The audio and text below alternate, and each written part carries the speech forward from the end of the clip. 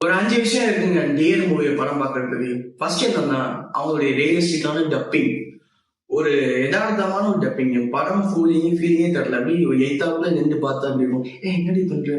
என்னடி பண்ற?" அந்த மாதிரி பேசுவாங்க. அந்த மாதிரி டப்பிங். ஒரு இங்கிலீஷ் படத்துல சார் இதெல்லாம் கொஞ்சம் டப்பிங் வந்து எப்படி இருக்கும்? ஒரு ரியலிஸ்டிக்கா கொண்டு போயிருப்பாங்கல்ல, அந்த டப்பிங் வந்துருச்சு. செகண்ட் ஒன், ஒரு பீஸ்ஃபுல்லா, ஒரு ரிலாக்ஸா அப்படியே ஒரு மைண்ட் அப்படியே அப்படியே சாந்தமா அப்படியே போகணும்னா இந்த படத்தை உட்காந்து பார்க்கலாம். ஒரு அமைதியான ஒரு ஃபீலிங், அப்படியே ஒரு மெலிசான அப்படியே அப்படியே ஒரு காத்தடிக்குது, ஒரு மாதிரி ஒரு சவுண்டிங் எஃபெக்ட்ஸ் நல்லா பண்றாங்க.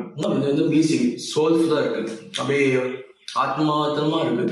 மியூசிக் நல்லா இருக்கு, ஆனா பாட்டு வந்து ஓகே, பாட்டு ஓகே, விஷுவல்ஸ் ஸ்மூத்திங்கா இருக்கு. தேர்ட் பாத்தீங்கன்னா இந்த மூவில டைலாக்ஸ் பாத்தீங்கன்னா பிலாசபிக்கலா இருக்கு, எல்லாமே தத்துவமா இருக்கு. நம்ம லைஃப்ல அப்படியே கனெக்ட் பண்ணிக்கலாம் டைலாக்ஸ்.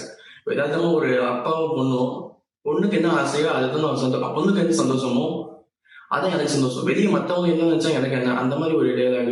பொண்ணு வீட்லயே இருக்கட்டும், அந்த மாதிரி எல்லா அப்படியே ஒரு பிலாசபிக்கலா இருக்கு இந்த டைலாக்ஸ் எல்லாம் டிஎன் மூவில. சொல்ல வந்த விஷயம் வந்து கரெக்டா ஒரு கொரட்டை விடுறாங்க அவ்வளவுதான்.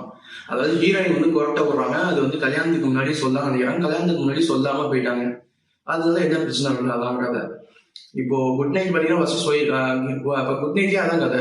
என்ன அங்க மெயின் பெர்ஸ்பெக்டிவ், இங்க உமன் கூட கொரட்டை விடுவாங்களா, அந்த மாதிரி ஒரு புதுசா இருக்கு. ரொம்ப புதுசா வரும். ஏன்னா 3 மனுஷன்தானடா, 3 கொரட்டை விடுவாங்கன்னு சொல்றாங்க.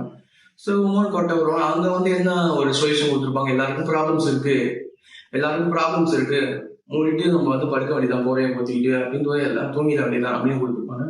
இதுல ஒரு சொல்யூஷன் கொடுத்துருக்காங்க, அது என்னன்னு பாருங்க. முக்கியமான விஷயம் முக்கியமான விஷயம், இந்த படத்தை வந்து தியேட்டர்லாம் பார்க்க முடியாது, அவ்வளவு பொறுமை தான் இருக்கு. இந்த வந்து ஓடிடியில பாக்குற படம் தான், ஒரு டிவில நெட்ஃபிளிக்ஸ் தான் இருக்கு, பாருங்க. ஒரு டிவியில ஒரு சாந்தமா நீங்க ரிலாக்ஸா இருந்தீங்கன்னா போட்டு பாருங்க.